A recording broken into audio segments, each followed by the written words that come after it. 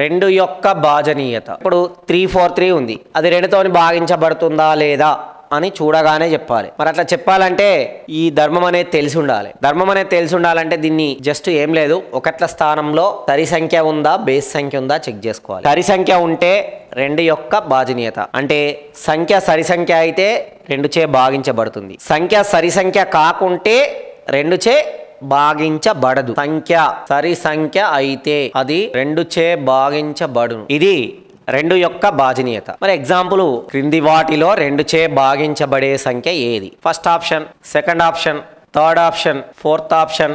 అంటే మనం ప్రాబ్లం భాగించకుండా దీన్ని ఆన్సర్ ఏదో ఐడెంటిఫై చేసి చెప్పాలి. ఇక్కడ 2 యొక్క భాజనీయత ఏంటిది? సంఖ్య సరి సంఖ్య అయితే అది 2చే భాగించబడును. మరి ఇచ్చిన ఆప్షన్లో సరి సంఖ్య ఏది? ఇగో ఇది బేస్ సంఖ్య, ఇది కూడా బేస్ సంఖ్య, ఇది బేస్ సంఖ్య, ఇది సరి సంఖ్య.